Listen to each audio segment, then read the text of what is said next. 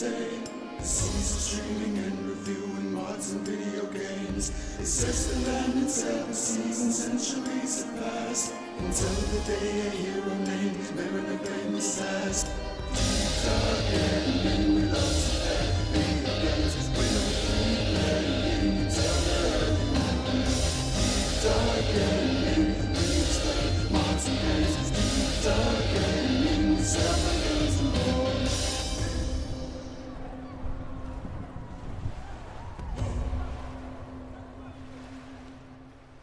As Mariner set off on his quest, he knew he needed a crew. The navigator joined the ranks and so did Mr. Q. Sailing for adventure, stories and for treasure. We will help you through, so climb aboard and join the crew. Deep dark gaming, we love to play video games. We'll keep playing until the early morning. Deep dark gaming, we explain mods and games. Deep dark gaming, we sell the games and more.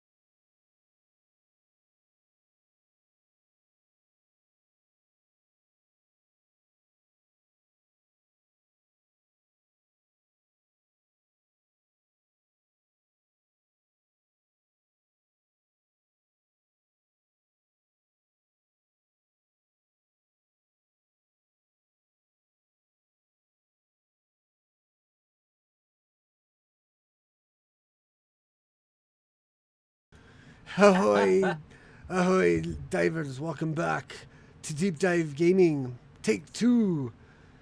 We are resuming our Final Fantasy discussion series with Final Fantasy VIII, and joined by Hiro once again. Ahoy, Hiro! Hello. Ahoy, Mojo! Ahoy, Foxy! Ahoy, Twitch! Ahoy, YouTube! And ahoy, Rumble! And ahoy, Mary Kitty! So, Meow. meow. Yes, we are We were doing Final Fantasy VIII. Before I realized we were muted, Hiro asked what happened to Final Fantasy VII multi-part, and I said, well, I think we got that one pretty much handled before the Christmas break, and we probably lost our train of discussion with the Christmas break. So we're just moving on to Final Fantasy VIII. So Fine. I'm definitely okay with that because we could probably revisit to some degree after you're done with your playthrough. yeah. And then also, really quick question on Final Fantasy VII that maybe Hiro could settle for us. Sure. How does the enemy skill materia work? Because I have it equipped to the Cloud's sword, but it doesn't seem to actually be picking up any enemy skills. Okay, so it does not function the same way as the enemy skill materia does in other games. You level it up. You need to keep it equipped and continue using materia and skills, not necessarily the same enemy skills. Your materia gains experience just like a character does as they level. So it doesn't actually matter if it's on the weapon or if it's on the armor? I don't know if that matters or not. That would be a Tyrann Death question, actually, because I can't remember. Okay. I Hopefully he know will be that- joining us soon and we can ask him. Yeah. I know that the enemy skill materia. Actually, no, it doesn't matter. It will gain experience regardless. I'm 99% sure of that. Okay, cool. Um, let's but let's it needs to switch. level up in Got it. order to learn enemy skills for you. Got it. Wow, there's a big difference in artwork from the level of graphical quality from Final Fantasy 7 to 8. Look at that lady. Yeah. She's so many. She has so few angles on her, or so many, so much many more angles on her. I don't know which way to say that, but wow, that's a It's big many, many difference. more angles. So many more angles that you can't tell they're angles. They look round. Yeah, or polygons or whatever. Still, that's a wow. I am impressed by the level of improvement between the two games. And welcome, Tyrann Death. Ahoy, Death. Let me pop you in there and then turn you up in the chat. How are you doing, my And good there sir? it is. Maybe? Oh, Hello. give him a second. There you go. How are you doing, brother? It's been a week. Tell me about it. Oof. I've been a month. Yeah. Just Actually, hearing I'm about almost it. to 2 months. Yes, Yeah, but well. the good thing is that you're almost to the other side of it. Well, Well,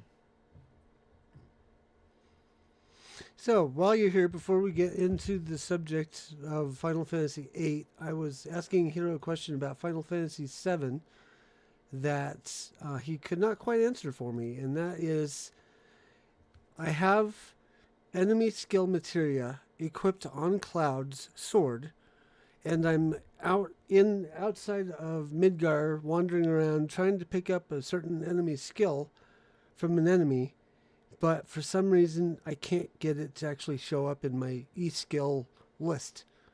I was wondering if it was because I had it equipped to the wrong piece of equipment, or if it's just one of those things that it needs to level up in order to gain that skill. one sec. Which enemy skill is it? Mantra something or other? Let me get the name of it. Mantra Magic. Off of the Mantra. Sweeper Customs. It might be Matra and it's a misspelling, but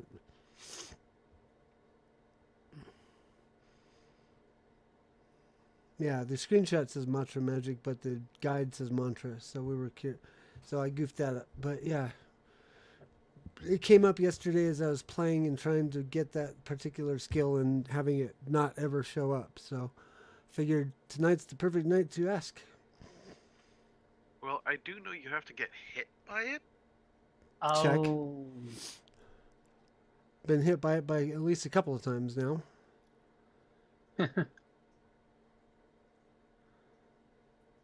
and I think it's also tied to the level of the materia. It might be. Give me a moment. Let me turn up Tear Deaths more in the Twitch or in the Discord. It's a little low. It's fine for me, but he wasn't showing up that loud on the OBS. Whoops. Get back over there, you.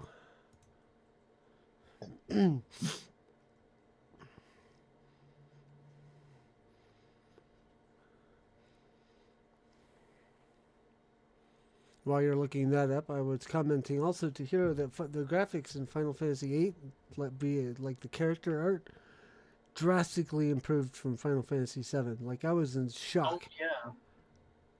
I think 8 was on the PS2.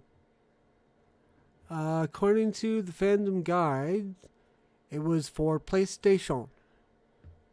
Oh. Well, then I'm just wrong in this case. Although I will say Final Fantasy VII, the original, did come out at the beginning of the PlayStation era, and Final Fantasy VIII, in that case, would have had to have come out at the end of the PlayStation era, after they have learned many, many new skills in game development.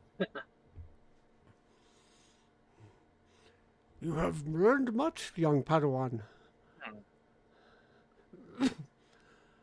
So, I guess we will start in on the Final Fantasy VIII while Tiernath's working on that for us. See, so the game was directed by Yoshinori Kitase, with Tetsuya Nomura providing character design and Nobuo Matsu composing the musical score. First game in the series to consistently use realistically proportioned characters, and the first to feature a vocal piece as its theme music in the form of Eyes on Me. Woo, I'm already interested in playing this game and after I finish with 7. 8 is set in a fantasy world with science fiction elements and focuses on Squall Leonhardt. I'm not sure if that's a translation error or if that's supposed to be, because it doesn't, I mean, it looks like it's supposed to be Lionheart, but it is Squall Leonhardt, and it is because it is technically a translation error, but it is one that's stuck and is kind of just ignored, if I understood that correctly. They just pretend it was intentional. and then a young Seed mercenary hired out to various missions by Balam Garden. Squall and his friends are enlisted to help a group known as the Force Owls, led by Rinoa Heartily, an endeavor that escalates into a conflict between forces led by sorceress Idea. The game was developed, I'm quoting from the fandom page here for those that don't know. The game was developed during the period where Square was heavily experimenting with the game. While the gameplay makes a departure from miniseries standards, it is building on previous systems. For example, the inspiration for the battle and character development systems stem from those introduced in Final Fantasy VI. Final Fantasy VIII adds some unique mechanics with the concept of levels and lacks a magic point-based system for spellcasting. Instead, magic is collected, drawn, and created from items, and is used to power up the characters via the junction system. Spells are a resource similar to but distinct from items. Player can choose more directly where spells are cast and how many. 13 weeks after its release, Final Fantasy VIII had earned more than $50 million from sales in the United States, making it the fastest selling Final Fantasy title at the time. Final Fantasy VIII went on to become one of the best-selling games in the series. The game has shipped 9.6 million copies worldwide as of August 2019. It's probably if that continued, it probably broke 10 million before this year. Probably. Ah, was this one that you played a lot of, Tiernath? No, actually, it wasn't. I got frustrated with the upgrade system and how you had to turn certain cards into materials for the upgrade system. And by the time I got what I needed, I had to give it back to my buddy who was moving. Wah, wah. Oh well. Okay. Yeah. I'm definitely interested just by the graphics improvements alone in trying out this game after I finished with Final Fantasy VII. Yeah, I think it's worth it. I'd heard a lot of I've heard a lot of good things about it as I was, really into gaming at the time that this game was a big deal. It was similar in time to Final Fantasy VII, a little bit later then, obviously. 7 had come out, I think I was in 7th or 8th grade. And at that time, I had just gotten my N64, and before that, I'd been playing the hell out of the Super Mario RPG release at the time. Those were all things that launched at the same time as the PlayStation and Final Fantasy VII. So I had a backlog at that time, and I never got a PlayStation. So at the time everybody was playing Final Fantasy VII, I was playing Nintendo games.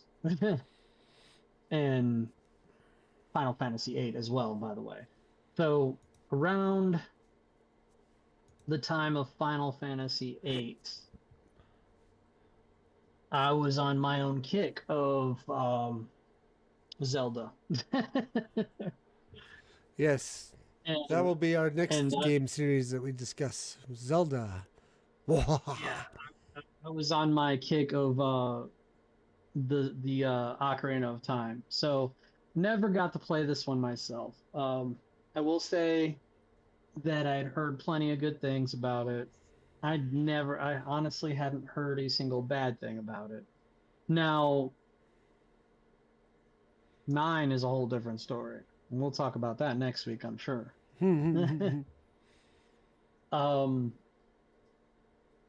So just to continue our old shtick of picking from the fandom page, the gameplay differs from previous titles, the draw and junction systems being the most notable changes. Instead of leveling up to learn new spells and abilities via weapons or job classes, the player must draw the spells from enemies and draw points. Hot spots scattered throughout the game containing random numbers of a specific spell, or create them from items. This eliminates the convention of magic points, but encourages players to hoard and conserve spells for both direct use and for junctioning them to different stats associated with Guardian Forces, who also hold the learning of new abilities. So in other words, your magic is dependent upon drawing it from enemies, and your spells are limited to the points that you draw. Eee.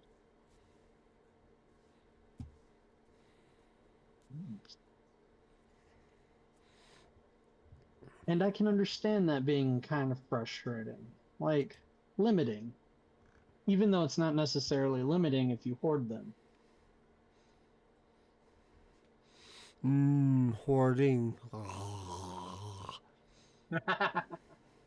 Well, it's a Homer Simpson. Yeah, I'm not finding anything on it. It just kind of have to take it as a random chance. Okay. Well, Mojo's looking at something on there about having something to do with support material, but we'll check tomorrow, see what we can figure out, and maybe just test our luck.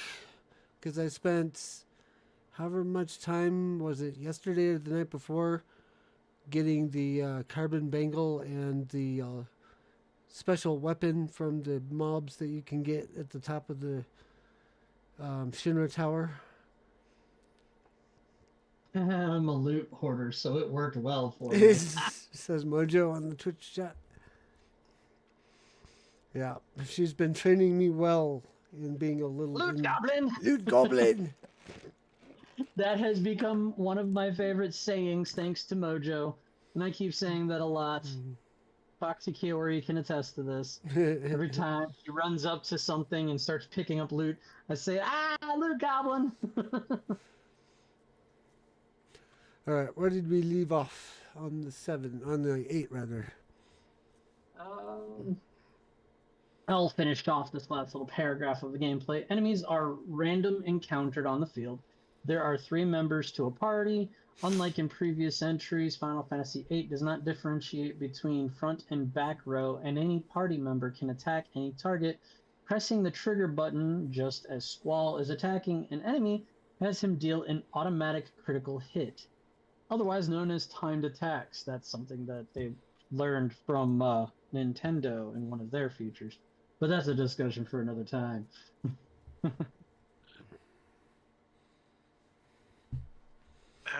Okay, here's the thing. Are you at the point, or have you left the sewers? Of Midgar? Yeah. Yeah, we're outside the city limits right now, traveling. Well, then you'll have to wait until you can withstand the Midgar Zolom in the swamps to get it.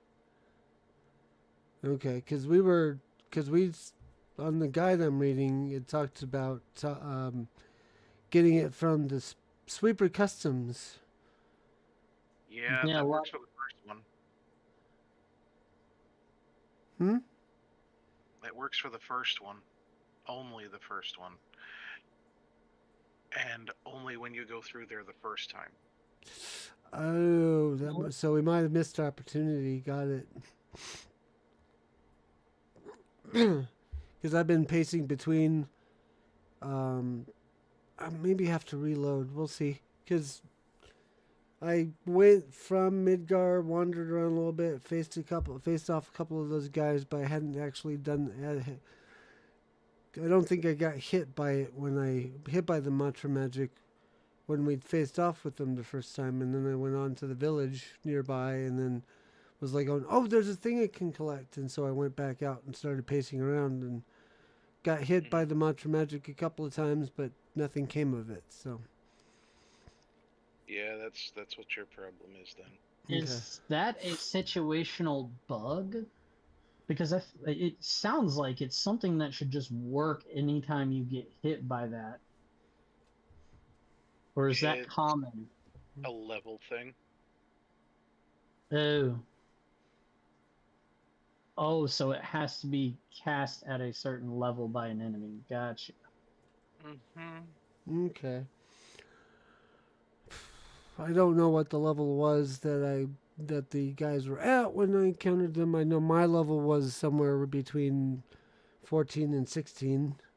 I think possibly 15, in fact. So, anyway, we'll either give it another shot tomorrow or we'll move on. We'll just move on with the story and not worry about it. I don't have to get everything. It's nice when I do, but I don't have to get everything. Alright, so back to Final Fantasy VIII Guardian Forces, rather. Summon monsters are known as Guardian Forces, often abbreviated to GFs. They require... I'm sorry. It does sound funny. It's like, have you met my latest GF? Sorry. Squall has many girlfriends. They require They require junctioning the characters to be used, as well as to use their inherent abilities. GFs, Snigger, take time to be summoned, and the time taken depends on the character/GF compatibility. When selected, the ATB gauge begins to run backward, and the character's name and HP are replaced by the GF's name and HP. Sounds about right. There are certain items the player can use to increase the compatibility rate for the GFs to arrive faster during combat. That paragraph is just so full of innuendo now that Hiro's broached the subject. So, to explain that simply, because I've had it explained to me before, when you summon one of your guardian forces, basically the guardian will take damage, and the guardian will take damage in your place of taking damage, and you will have their, I think, basic abilities at the onset. So basically, you're using their basic abilities and attacks and their HP pool until that summoning gauge runs out. When that summoning gauge runs out, the summons will actually appear. So, as I understand it, the developers created a incentive to level your guardian forces that you're using, so that when they take all this damage while you're waiting for them to be summoned, basically when their HP pool runs out, and if it happens before they're summoned, then they don't actually get summoned, so it's a wasted summons. So it's an incentive to level up your guardian forces. Does that make sense? I will say yes, because I accidentally forgot to listen. Mojo says there are 3 different enemies that you can get it from in 3 different areas. The wiki reads like it first becomes available. Oh, I think she's talking about the ability we're hunting in Final Fantasy VII. Yep. Okay.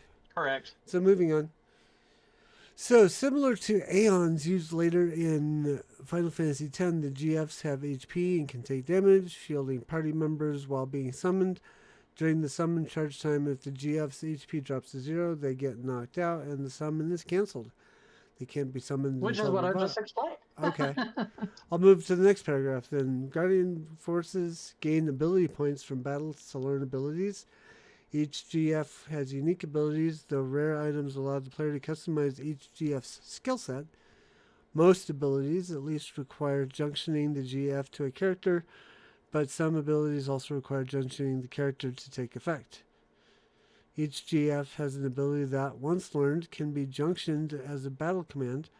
First 3 Guardian forces are acquired at the beginning of the game. Other Guardian forces are optional and can be acquired through side quests or by drawing them from a boss. Oh, Shiva.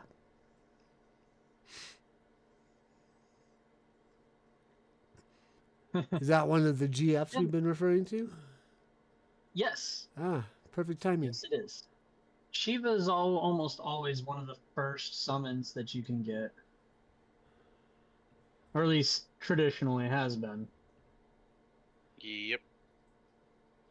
Her, Ifrit, and Leviathan, I believe. Correct. Almost always the first 3 you get.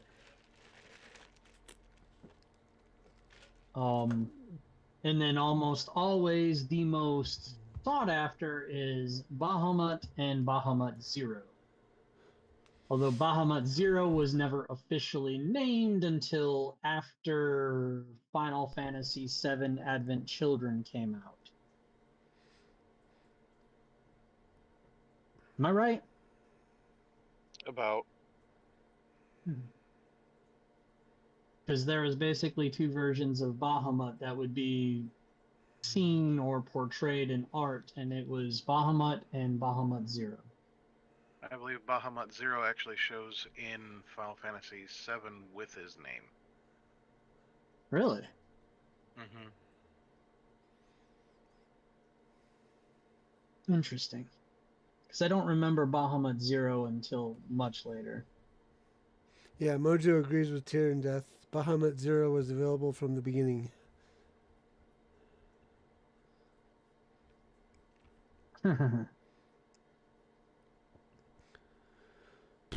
But So it is your turn, Hiro. I think Tyrandus should have some say. Although he did say that he doesn't much remember, or he doesn't know much about 8. So I don't know. I don't remember much of it. I do know that the game system for the cards was exceedingly frustrating, as it is, I believe, the predecessor to Queen's Blood. Queen's Blood and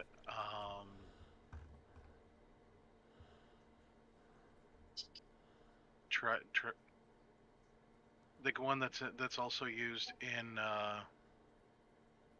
What? Final Fantasy XIV. I can't think of the name of it at the moment. Huh. I don't remember. Well, I don't know the name of the one for 14. Maybe if Kaori would respond, she could refresh us. No pressure.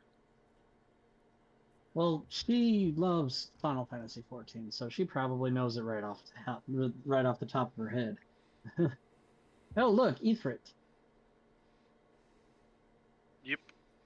I actually recognize him from Final Fantasy X. Triple Triad. Ooh, Mojo. That's the one. Yes, thank you. That was from Mojo.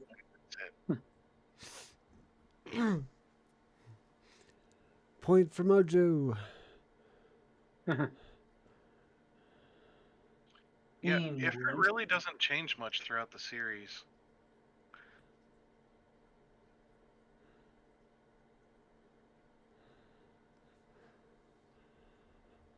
Anyways, I'll jump on to. Let's see. Probably should explain junctioning simply because it was so heavily used in the talking about Guardian forces. If I understand junctioning correctly, it's basically linking your. It's the leveling board, quote unquote, and it ties in with your guardian forces. I don't think I really fully understand it, but junctioning is a type of linking between your guardian forces and the main characters. So the player can junction spells to stats such as strength, vitality, evasion, and hit rate. Okay, so you're linking it to your skills, or you're linking spells to your skills. Which attributes can be customized depends on the junction guardian forces. Guardian force can learn to unlock more statistics to junction magic by earning AP in battle and the use of guardian force items.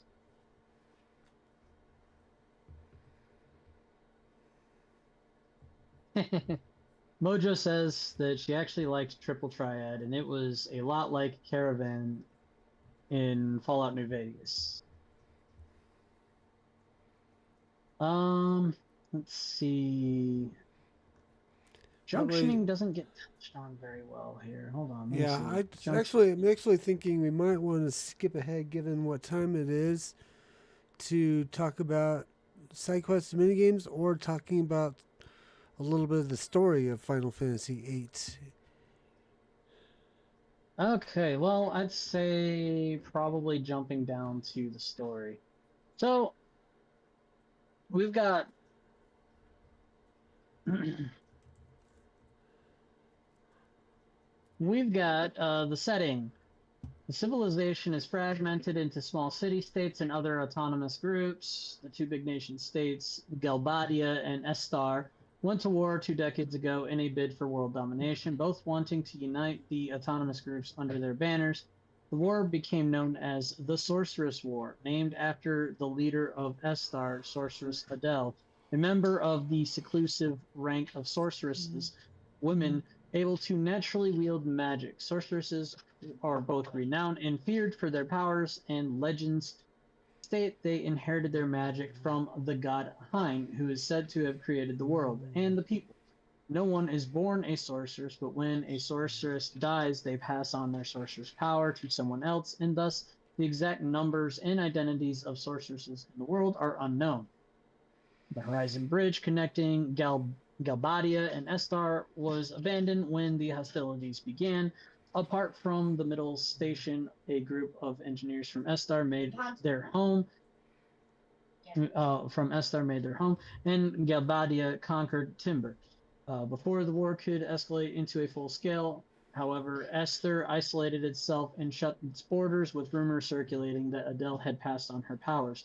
Galbadia was left reigning the Galbadian continent, but the war had taken its toll on the populace, and many children were left orphaned.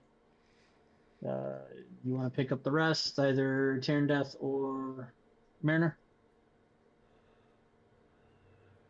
I will take over. Go right ahead. Yeah, the world is reeling from the after effects of the war with Estar remaining closed. War with Estar remaining closed, and the mysterious radio interference filling all frequency with noise, rendering the technology useless.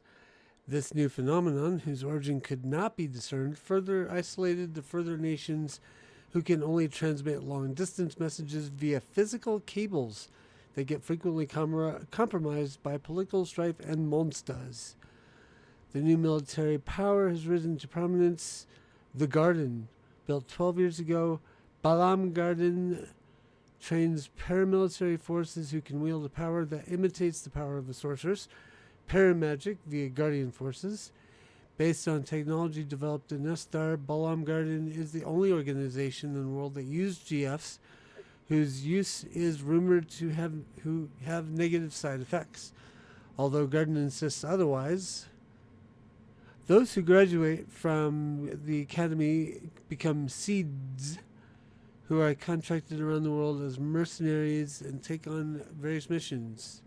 So our main character is a seed created by the Balam Garden. Let's see. 2 sister gardens, in quotes even, were constructed in Balamgarden's wake, but although they cooperate and their students can often take classes in other gardens or become transfer students, they do not train seeds. Trabia Garden serves as a military academy for the remote nation of Trabia, and Galbadia Garden focuses on weapon development, the only garden to use guns, and training officers for the G Army. And I emphasize the D in the seeds because it's capital S, little e, big D. So it's seeds. And then we got our main characters. Final Fantasy VIII has 11 playable characters. 6 of them used for the majority of the game, 3 used at certain interludes, and 2 other temporary characters. Main ones include Squall Leonhardt, the taciturn and reluctant Hiro, a lone wolf. He is known as a fearsome warrior in training, specializing in the rare gunblade. Though aloof and seemingly detached, he grows to appreciate his friends and love Renoa, evolving into a model leader for his peers. His tagline is, "Whatever." Yep. Renoa... Every character of a Final Fantasy ever. Yeah, Cloud is also coming to mind on that one. Oh, I don't know why. Gee, let's think. Okay, No idea. so No Renoa... particular reason. Yeah. Renoa Hartley, a beautiful and spirited young woman who abandoned a privileged lifestyle to join the resistance movement, owns a faithful pet dog, Angelo. I can't help but also drawing a parallel between her and another character from Final Fantasy VII. I can't imagine you doing such a thing. Quistis Trepp, a top-notch member of SEED who serves as Squall's instructor. Though beautiful and popular, she is insecure. She overcomes this through her caring for Squall and her friends. Less direct parallel there. Zel Dinch, a Balam Garden student with unsurpassed martial arts skill who has a passion for hot dogs. In spite of his loudmouth attitude, Zell strives to be a model cadet. And then, I'm going to have fun with this name. Selfie Tilmit. A spunky young woman with a carefree spirit transferred to Trubby Garden, she tends to overcompensate her sad past with a happy disposition. Selfie, anyone? Mm-hmm. See, Mojo says specialist lesson, elegant man, elite, danger zone, seed, legitimacy is up in the air. Oh, not sure where that's coming from. Finally, among the main characters, Irvine Kineas, an expert gunman and consummate ladies' man. Despite his facade, Irvine is determined, caring, and sensitive, and the only one who knows the hidden connection between all the members of the group. Woo! Yeah, that sounds about right. Yeah. I think we'll skip the temporary playable characters, seeing as we're short for time. Oh, interesting little factoid for you. The main character, Squall Leonhardt, is actually modeled after a particular Asian phenom and pop artist known as Gact. Yeah, I forgot about that. What was the name again? Gat. G-A-K-T. G-A-K-T. See if I can find anything. If I remember correctly, an Asian pop star that was on par or on a level with like K-pop artists. Whoops. Try bringing up this picture. Oh, come on. Oh, well, but he was a J-pop artist. That would be him. Although that's not the style that got him. That's not the style of hair he had when Squall was fashioned after him or modeled after him. Oh, okay. I think it would be one of those dark hair looks. And you could probably pick it out. Yeah. It has been quite a few years since that. Yeah. Old boy probably went through a few iterations since then. Okay, so do we Oh, want this to would talk be. about themes? Do we want to talk about the music? Do we want to do Uh, both really quick as fast as we can? Do we want to skip down to development? There's a lot to this one. Mojo. Mojo goes, interesting. I could see the squall there. And then she goes, wow, way to really make me feel old.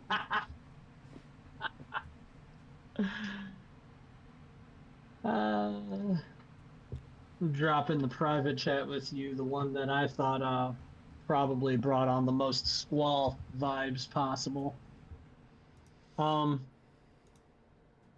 Honestly,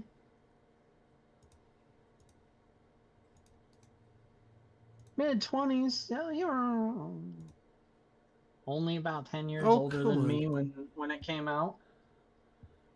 I'll have to zoom in. Let's Whoa. see. Wait, can I open image new tab? There, that's the best I can do. Yeah, there it Ladies is. and gentlemen, that is your Squall Lionheart. Squallion heart. Oh yeah, Leonhardt. Sorry. Well, you have to. The way you said it earlier was Squallion heart, like it was Squallion heart. So that's. I'm holding on to that one because it sounds better. Okay, so what were you thinking about for jumping down? Because we've only got 15 minutes left. Unless you think we I should think do a part 2 next week, but I don't think there's enough content for a part two to tell you the truth, unless you really want to dive into the story. But then I feel like if we do a part two, we'll run out of content before we run out of time. yeah, okay. So I don't know. I think we should do. I think I we should will. I think we should jump down to the releases and the dates. What do you development. think? Let's see releases. Maybe development. Let's do a Development's pretty little well. bit. Let's do a little bit of development, and then see if we can squeeze in a little bit on the releases, and then a little bit on the reception. Sure. I think it's Let's your turn to see. read. I can pick it up. Final Fantasy VIII follows Final Fantasy VI and VII in displaying a world with high technology, diverging from the more traditional medieval feel of the original titles.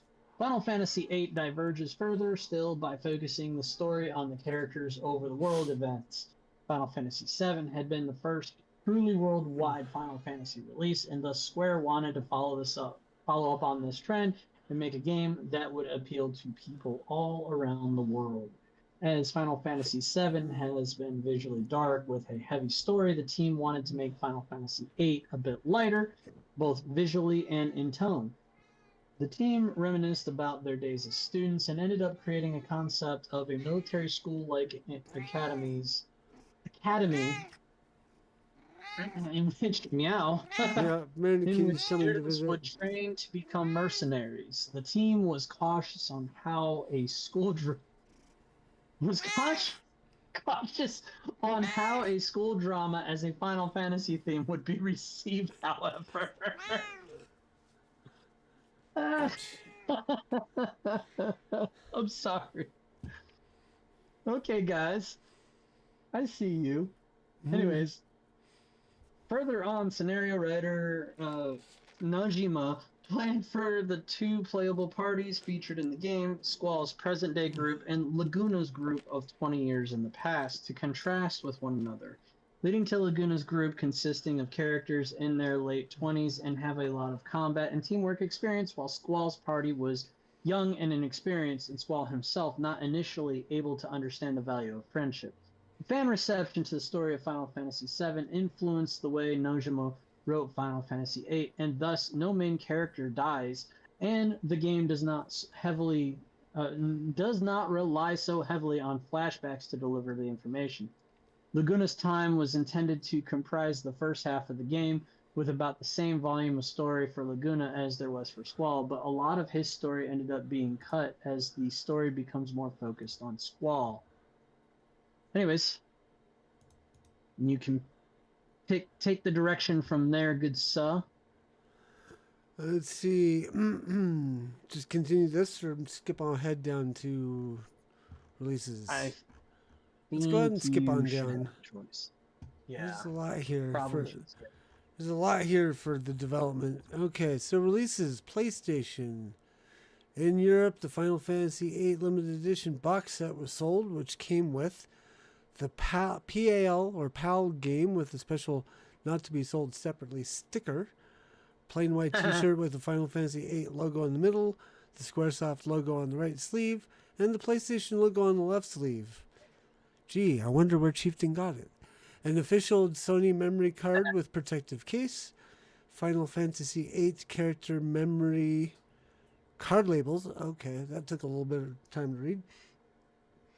Mojo says, this is also a game I wish I had fast travel between save points. Travel was a pain to Balam Garden. So let's see. Included in the box set was official Sony memory card, Final Fantasy VIII character memory card labels, Fantasy VIII poster with the Squall Gunblade promo art on one side and a still of the FMV of Safer on the other, taunting. Blech. Wow. My brain got stuck on the fact that you couldn't tell that on the character memory card labels. You can't tell the characters in Final Fantasy VIII without a scorecard, apparently. Okay, so PC version was the second Final Fantasy game, Final Fantasy VIII, second Final Fantasy game to be ported to a Windows platform. Was released on December 31st, 1999, probably to avoid the Y2K bug, and re-released on December 5th, 2013 for Steam. Steam version comes with several in-game enhancements, including a speed-up option to fast-forward through cutscenes and FMVs, as well as built-in cheats such as Battle Assist, which makes battles almost impossible to lose. Oof. That's something I'll have to avoid and or turn on as needed. Similar to Final Fantasy VII, the re-release version comes with the Magic Booster feature that allows the player to boost their character's magics to 100. Chocobo World is playable directly from the launcher after booting up Final Fantasy VIII. Skip the system requirements. Final Fantasy VIII Remastered. Remastered version was announced June 10, 2019 at the E3 event with graphical improvements including character models and textures. That actually makes me think this is probably, what we're watching is probably the remaster. That could be. So I'm going to have to go, if you could take over reading, I'm going to see if I can find this a version that is not a remaster. Because I'm curious now about the difference. Where did you... Oh, there it is. Remaster. Did you... My bad. Did you leave off with that title, Final Fantasy VIII Remastered? Yeah. Once I realized that I made a mistake, my brain went, Urch! The remastered version was announced June 10th, 2019 at the E3 event with graphical improvements including character models and textures. The game retains its original 4:3 aspect ratio on both FMVs and real-time graphics rendering. The music is unchanged from the original. The remaster was made in cooperation with the French developer and publisher Dotemu. Okay. The release of Remastered and Final Fantasy VIII ended a 20-year absence from Square Enix's catalog of games and was the oldest main series title never to receive a significant remaster or remake prior to its own release. The initial plan was to release the remaster on current generation hardware with unchanged graphics. However, as Final Fantasy VIII celebrated its 20th anniversary, and since TVs have evolved from SD CRTs, the team decided to improve the character models, and the initial schedule was delayed to achieve this. A live demonstration was playable at Penny Arcade Expo, PAX West, in Seattle, the weekend of August 30th through September 2nd, 2019. Players could choose a preset scenario per terminal and play through the boss of the area selected. This looks a lot more like what I would be expecting from between Final Fantasy VII and Final Fantasy VIII. Yeah, and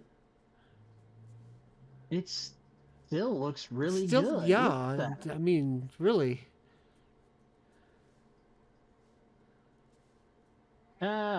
I mean, they just remastered the graphics, and honestly, the movement you can tell. Yeah. There's definitely, the polygons are definitely more visible. Yeah. More visible, but like still significantly better than 7. Yeah.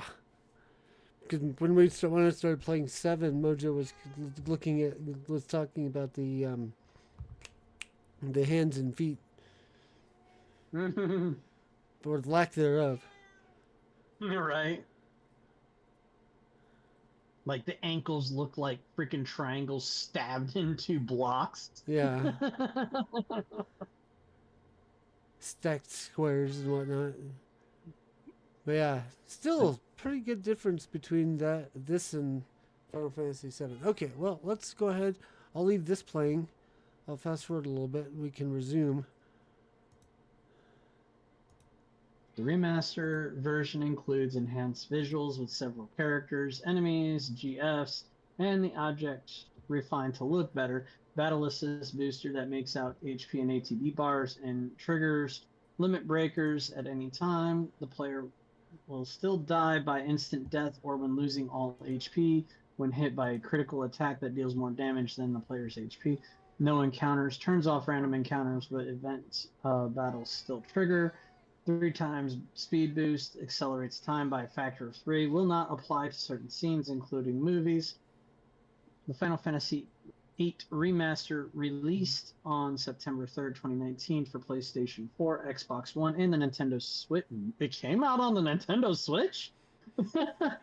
Did you not read that before now? I did not realize that. Moment of silence as Hiro runs to his Switch to find this game. Yeah, right?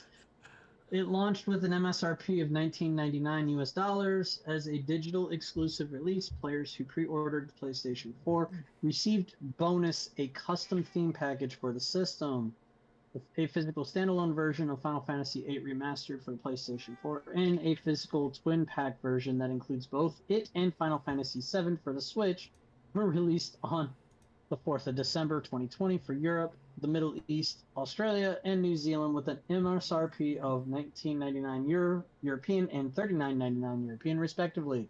Final Fantasy VIII Remaster later released on iOS and Android on the 25th of March 2021 at an introductory price of $16.99 in the US from its release until the 4th of April, at which point the price is set to rise to $20.99.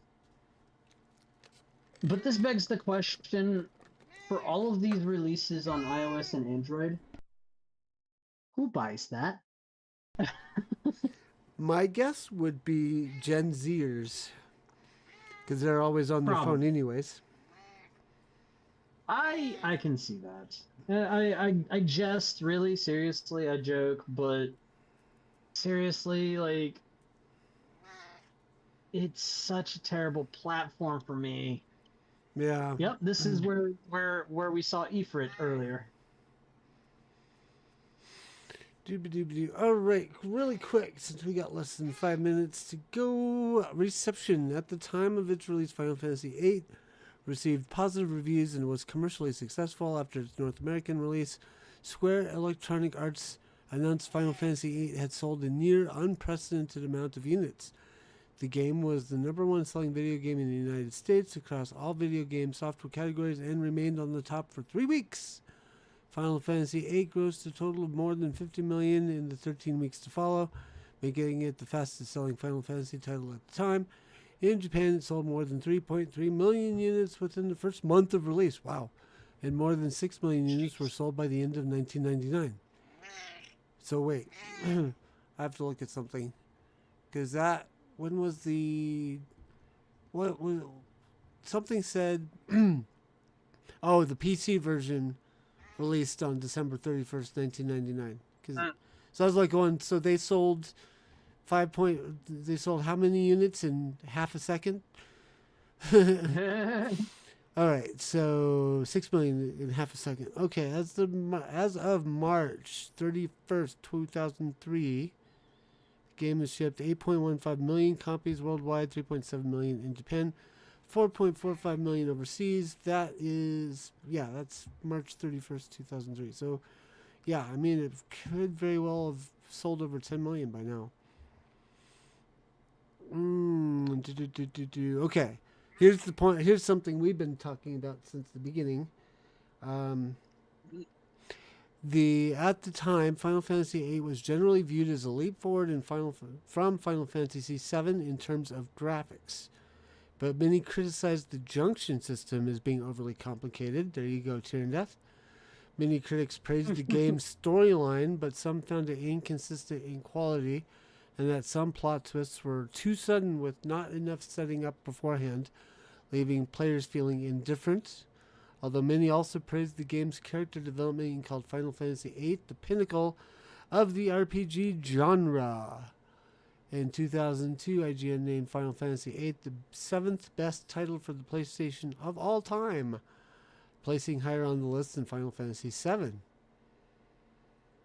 That's pretty good.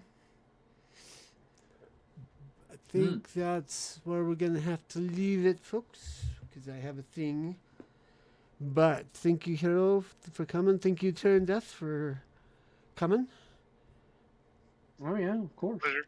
Hopefully we'll get into some content you'll have some more recent familiarity with. That probably won't happen until we hit about 12. Okay. Oh, that's a dang lie. I distinctly remember you playing the hell out of Final Fantasy X. Oh, yeah, forgot about 10. Yes, 10. I've even 10. got some experience with 10, so I'll be able to contribute as well. So, And as for that, I'm sort of surprised that you didn't even mention anything about 9. I Didn't really heard, play it much. and that kind of got that feel from 9 myself. Like, what turned me off about 9 was like, why save am it I for running next week. around as a Save it kid for with next a week. We've got a whole hour next week for Final Fantasy 9. We can talk about it then. fair. So, thank you everyone hanging out on streams with us, Rumble, Twitch, or Thank you YouTube. much. Like I said, back Of course, next week for Final Fantasy 9. I will be back tomorrow at 5 o'clock Eastern Time for more of my own playthrough of Final Fantasy 7, seeing things that I have not yet seen before. I was telling Hiro earlier that I have reached further in Final Fantasy 7 than I have ever been. So, with that, Fair enough. we will, until then, enjoy any and all Final Fantasy games you might enjoy. Fair winds and fun gaming, y'all. Say goodnight, Hiro. Later. Good night, Hiro. And say May goodnight, the Tear wind Death. follow your sails. All right. Bye, y'all. Bye-bye.